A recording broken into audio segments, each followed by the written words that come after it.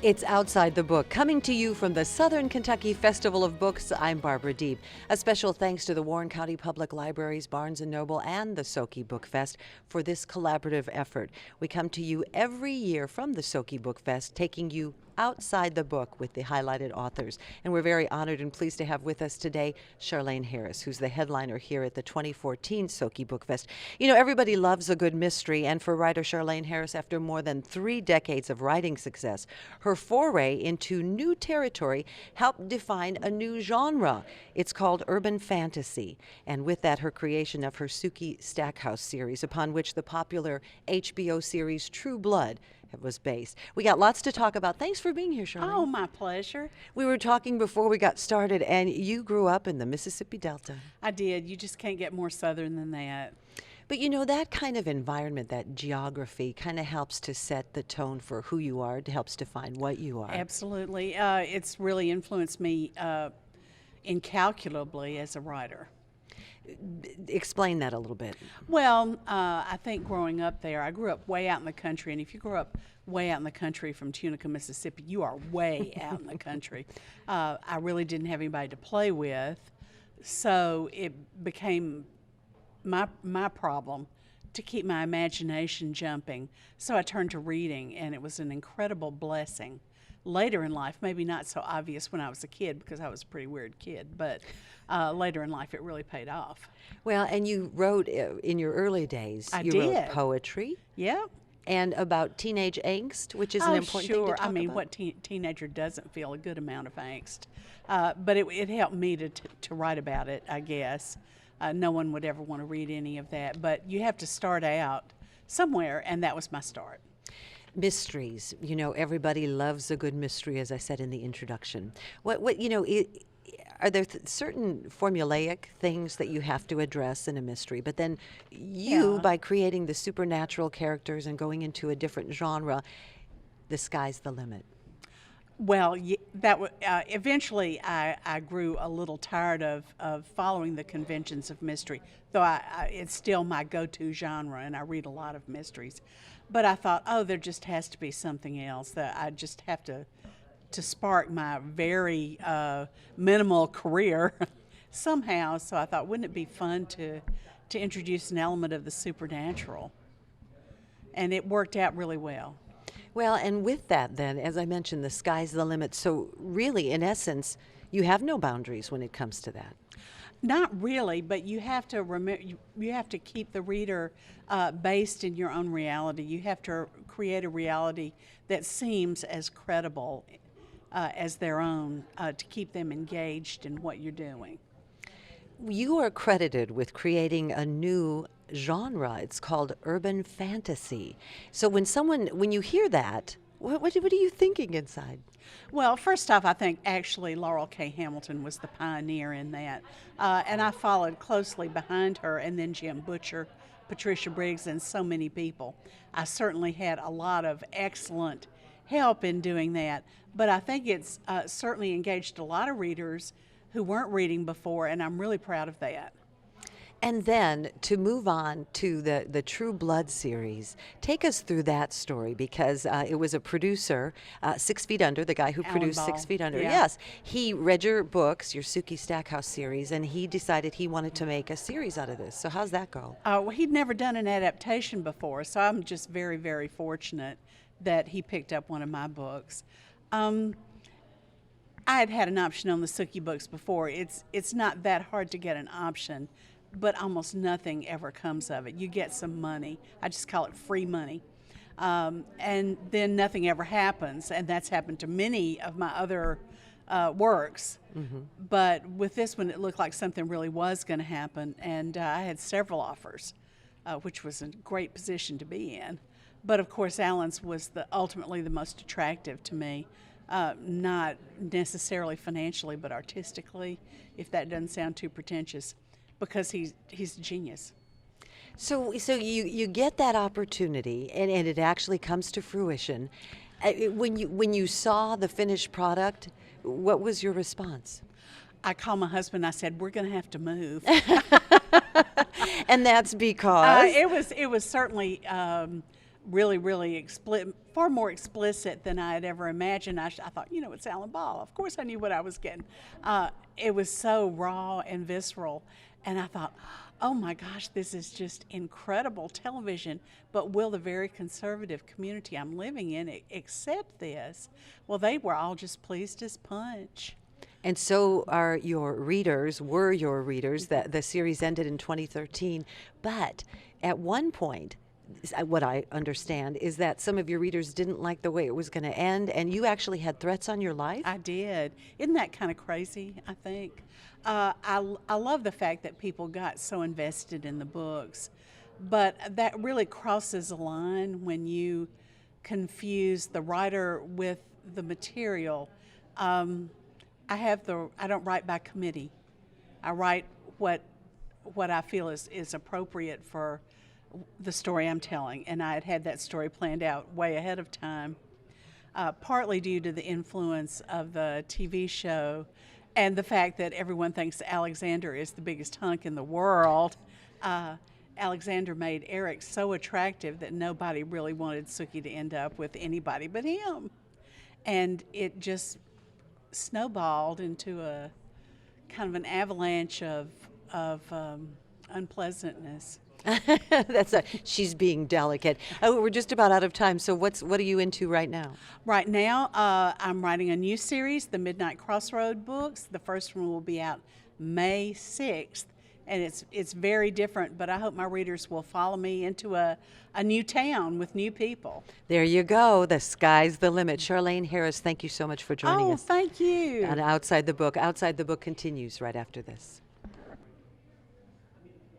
Critically acclaimed novelist J.T. Ellison joins us now. We're excited to have you here. Thank you for being here. Thanks for having me. Now, you have an interesting background, and I don't know if this contributed to what you write, how you write. Certainly it had to have an influence, but you were a presidential appointee. You worked in the White House. You worked in the Commerce Department. Mm-hmm. So tell us a little bit about how that shaped who you are as a writer. Well, it's interesting that I even ended up in politics because I wanted to get an MFA in writing, and my professor told me I wasn't good enough to get published. So I went to grad school in politics, met my husband the first night of classes, and I had worked in the White House a couple of times as an intern and everything, and starting off there when I get out of college was kind of cool. It was a lot of fun, and I moved over to Commerce, and then I moved out into the private sector. So I don't really write political thrillers, which I will eventually write one. But just learning how to engage at a very high level with very important people, it certainly gives a basis for who the characters are, because they have to be able to talk to anybody at any time. They can't be shy. That's true. And dialogue is so important to moving that story along. Absolutely. A challenge sometimes? It was in the beginning, and my husband, thank goodness, read one of the passages and said, you need to write like people talk. And I think that's a problem, that all writers have, because we're taught grammar, we're taught the proper way to speak, and that's just not how people talk. And once I was able to start bringing that in, the characters really came alive. How do interestingly enough, Charlaine Harris, who was our guest earlier, and a lot of really popular authors, become victims of their success, in that you're so busy taking care of everything else that you don't have the time to do what you love, and that's writing. So has that happened to you? I've worked very hard to make sure that doesn't happen, because I have very close deadlines. I write 2 books a year minimum, and I don't want to get caught up in that. So I have a great team around me that helps me with a lot of things, and I am pretty disciplined about my time as far as writing. I have to write 1,000 words a day. I have to work for at least 4 hours. I have to touch the manuscript every day. As long as I do that, I can balance the rest out. Is it a blessing and a curse? Oh, absolutely. I mean, it used to be you could just write a book and a publisher would publish it, and a bookstore would carry it, and a library would stock it, and you were done. And now your fans have instant access to you, and you have to be available and talk to them. They're the reason that you're in business. So it's a balancing act, but it's a lot of fun. I have some pretty awesome fans, so we have a good time. Now, you've been doing this long enough that you've had to make the transition into the digital age with writing. How has that affected? Well, you kind of alluded alluded to that just a minute ago. Sure. I mean, I think readers they're reading more because they have access to more books. And the ones that were going to used bookstores and buying 99-cent copies are now buying the 99-cent ebooks, so we're actually getting paid for it for the first time. It's just a different delivery mechanism.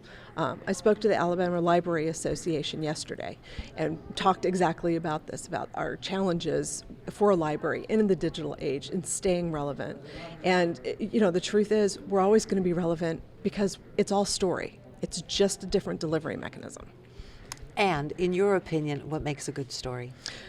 Character and conflict, and you got to have conflict on every page, and your characters are what drives the story. You can have an incredible plot, but if your characters don't leap off the page, then what's the point? Now, Catherine Coulter, who I've had the pleasure of interviewing before as well, you teamed up with Catherine to write. Is a collaborative effort? Right. She was looking for a co-writer. She had an idea for a brand new series, and she didn't have time to write it. And they said, well, why don't you get a co-writer? And so she hired me. Which has been amazing. We've finished 2 novels now in the Nicholas Drummond series. He's a Brit in the FBI is the name of the series. And he's a fantastic character. And the series is set in New York in the New York field office. And we have had so much fun. They've turned into big international thrillers, which is something I always have wanted to write. So I'm getting to do some wish fulfillment with her. She's an incredible writer. She's so much fun. And a really nice person she as well. is. She's amazing. She's gracious and smart and funny, and I just absolutely love her. As are you. Oh, thank We've you. been talking with J.T. Ellison from Outside the Book. Thanks for joining us. Thank you so much. Outside the Book continues. Now chatting with, from Down Under, Andy Griffith. Thanks for joining us. My pleasure. Thank you. We were joking beforehand, and I said, did you make up that name? But, it is quite popular, especially in the United States. Yeah. No, I remember once my dad got me up to watch it when I was about 5 years old, and that's all I remember about it. And you got his fan mail sometimes. Occasionally I'll get a letter from someone saying, my grandfather loved your show, and it's great to see that you're now writing children's books. So, but it certainly is memorable, as are your children's books. So how does someone enter into that genre, into that world of children's books? Well, I sort of fell into it through becoming an English teacher, a high school English teacher 20 years ago in Australia. And I met a lot of kids who didn't like reading very much. And this was the first time I'd ever met someone who didn't love reading, because I grew up with all the great children's classics, Grimm's fairy tales, Dr. Seuss, and a terrible children's German classic called Struwwel Peter. It was cautionary tales, and the mother would say, don't do this, don't play with matches, and the girl would wait till she goes out and play with matches and then get burnt up and end the story as a pile of ashes. Oh my. Or a poor boy got his thumbs cut off by a man with long red legs and a big pair of scissors, because his mother told him this would happen if he sucked his thumb. So it was a mixture of horror and absolute hilarity. And so I wanted to give that to my students and just form that idea that reading is a visceral, enjoyable, sometimes terrifying experience. From which you can escape. Yeah, you can shut the book anytime you like. You can shut the book. That is the great advantage of books. Now, when you get into this cohort, you're talking to children, you want to grab them. I understand you have 2 children. So how do you channel that? Well, I grew up in a neighbourhood with a lot of little kids, and me and the girl next door used to love just leading them on, making them believe ridiculous things, like that we were attacked by a shark in the bath, or something like that. And the kid would go, oh, that's not true. And you go, yeah, look, there's a scar on my hand to prove it. Really? And when you can get a kid in that, is he true or is he making it up? I think that's a really creative, enjoyable place to be. And the kids, it's like a game. So I did that with my students, and I channel that into the books. So I'm telling an apparently true story that will get more and more outlandish. And in the end, no one's believing it, but we're all enjoying the ridiculous game of making up something that's not true. So really, in the end, it is all about the story. Oh, totally. Yeah. When I was lucky enough to marry my first editor, Jill, who's been with me through all 25 books, and I've been with the same illustrator all that time. So we put an enormous amount of work into drafting, making sure the story, even though it may be silly, is absolutely logical. So if an early book, which did very well here, was The Day My Butt Went Psycho. Yeah, you love that title, The Day My Butt Went Psycho. Yeah, a boy's butt grows arms and legs, jumps off his body and runs away. And then he has to catch it before it joins the worldwide butt rebellion to rearrange the human body so that the butts have the spot on the top of the neck and the heads have to go and do the work of the butts.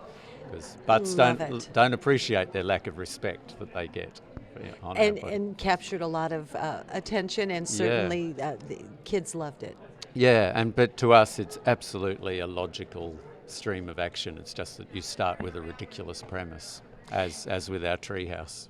The series, the 26-story treehouse. Now, you mentioned you've been with the same illustrator for over 2 decades, but what people may not understand in this world, you don't necessarily get to choose the illustrator. No, not at first. And I did my very first book was a book of creative writing exercises for teachers to spark more exciting creative writing in their classrooms. And Terry Denton was assigned to that. And the pictures he did, where I was so enraptured by them, they were just like I would have done if I had any drawing ability whatsoever. So we formed a kind of partnership, and he said, I'd love to illustrate whatever you do. So at first I had him confined to the margins of my early books, just doing flick pictures so that the reluctant readers would pick the book up and just start playing with it and go, hey, look at this, there's a little picture on the corner. And then you've got them hooked in. But over the years, we've evolved to a fully illustrated novel, which The Treehouse is the most realised, I think.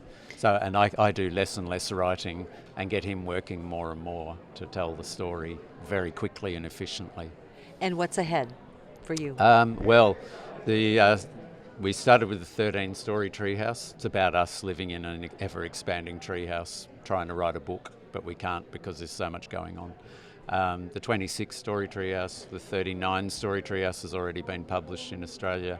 Later this year, the 52-story treehouse, and I don't think we're going to get out of this treehouse. The sky's the limit. From our treehouse here at the Southern Kentucky Festival of Books, Andy Griffiths, it's been a pleasure. Thank you very much. Author Virginia Morell joins us now. Now, you do so much that we would take up all of our time if I were to go through your bio, but in essence, you do a lot of science writing, and that's where your heart lies. So let's talk a little bit about that, how that's springboarded you into doing so many other things. Well, I love to write about science and the natural world particularly, and to convey my passion and the passion of scientists, what they're finding out in nature. So that's what I try to do, and I love to tell stories, and what you find is that scientists are really sort of treasure hunters. They're always on a quest to find out something new, and so you have sort of a built-in storyline to share with your readers. Treasure hunters and storytellers. Both, yes. I think one of my favorites is in my new book, Animal Wise, and in it I tell about the story of a man named Jaak Panksepp who discovered that rats laugh. And so I asked him, I said, people have been studying rats for over almost 200 years, and what made you think that rats would even laugh? And he said, well, he was watching his rats play, and then he noticed their mouths were open. And so then he put a bat detector machine and a little instrument inside the cage with the rats, and he heard the first sounds of rat laughter. So, that's a wow. Yeah, it's a complete wow. And here's a man who just had that much attention, that he was so interested in his rats that he would notice something like that, and then he could talk about the importance of laughter to their social behavior, to their emotional development, and why it's a key component of our own development and how important it is to play.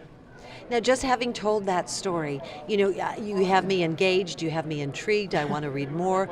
And Science gets a bad rap when it comes to reading.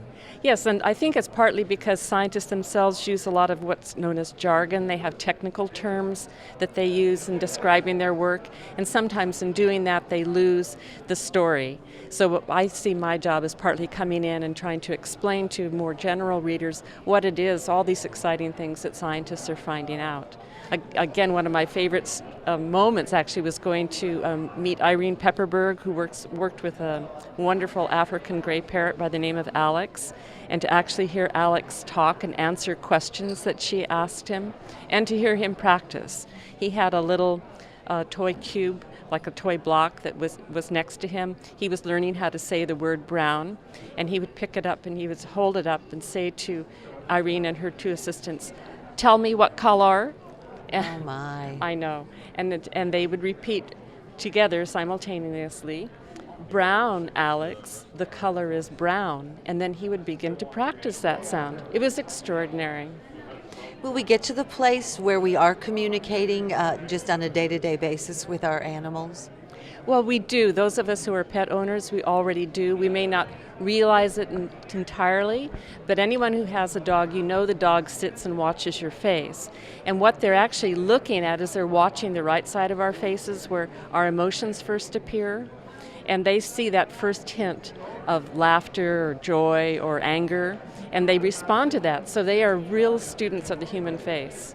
That's so fascinating, so intriguing. And that's just one area of what you write about. You regularly write for Science, National Geographic. And has science writing changed in the years that you've been doing it? You alluded to earlier, getting away from the jargon that may turn off certain readers. Yes. But in other ways, has it changed? I think it's just there's more interest in it, and so you see especially young people doing a lot of blogs and trying again to find some way to convey the excitement and the importance of the discoveries, what they mean to our lives, why it's important to have science done, that type of thing, yes. And certainly technology has changed. Oh yes, and technology is a huge part of everyone's life, and you wonder how these things work, and so that's another area that science writers are very good at helping us to interpret, the technical devices we have in our lives. Yeah. So what are you working on right now? I actually had a wonderful assignment from National Geographic, and I was with orcas in Norway for a week, watching them hunt and fish in schools of herring. It was a remarkable experience. So I'm working on that. Oh. And I'm also working on a very interesting story about bats that sing. And this was something entirely new to me. I thought that, like most everyone, bats do echolocation. They send out sounds that we can't hear in order to hunt. But they sing, too. The males sing very much like birds do to attract mates. It's remarkable. It's a tough job, but somebody's got to do it. Laughing rats, singing bats. Who knew? Yes, Thank you for joining us. Thank you, too. We've been talking with author Virginia Morell. From the Southern Kentucky Festival of Books, I'm Barbara Deeb, joined now by illustrator Mark Wayne Adams. And yes, it's called The Fart Fairy, book and audio CD. Well, we had the butt that went psycho in the earlier segment, so it makes sense that we're going to talk about The Fart Fairy. But you're an illustrator, and Right. I'm always intrigued by that for someone who doesn't have that particular talent. And I'm also always surprised when we talk with the authors about the fact that they don't necessarily get to choose who illustrates their books. Correct. And so you probably have certain writers that you enjoy working with more than others. Yes, most of the authors that I work with are independent or they own their own publishing company. So it's a different process working with those authors because they're vested in the product. So I usually interview them, bring them to a Barnes & Noble, have them select their 5 favorite books from their childhood, and then 5 new books that appeal to them. And the reason I do that is I compare the 2 types of books.